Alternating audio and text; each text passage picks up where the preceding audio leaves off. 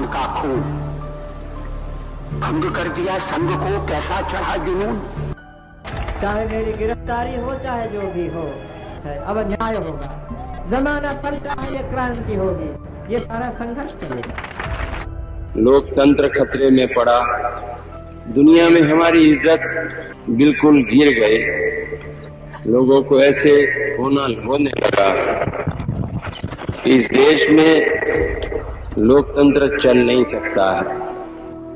काफी इससे नुकसान पहुंचा, भय का वातावरण छाया गया। आपने Indira is India, India is Indira, इस प्रकार का एकाधिकार का एक तानाशाही का सिलसिला जब चलाया, तब मेरे हाथ में एक ही उपाय था कि लोग जिंदा हैं, तानाशाही से लड़ रहे हैं, ये बताना, ये दिखाना। लोगों को बतलाना चाहिए कि जब कांग्रेस की हुकूमत थी, इंदिरा गांधी की शासन थी, तो देश में किस तरीके से लोकतंत्र को कुचल करके, संविधान को खत्म करके और काला कानून लाया गया था।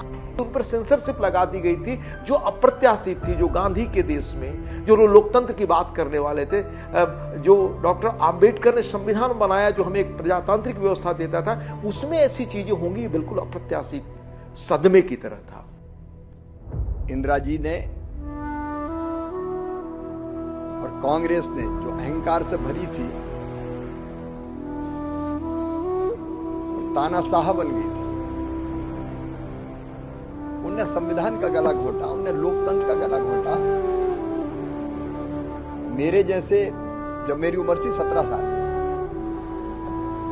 हम लोग गिरफ्तार किए गए आधी रात में, और उस समय की मार्मिक कहानियां जब याद आती है तो आज भी सिहरन होती है। रात को हमें पता चला कि सुबह अखबार नहीं आएंगे, क्योंकि अखबारों की बिजली काट दी गई थी, अखबारों पर सेंसरशिप लागू कर दी गई थी, अभिव्यक्ति की आजादी को पूरी तरह कुचल दिया गया था। मैं पकड़ा गया और मुझे पुलिस ने हथकड़ी लगाई और पूरे रास्ते वो हथकड़ी से खींचते हुए पुलिस स्टेशन ले गए।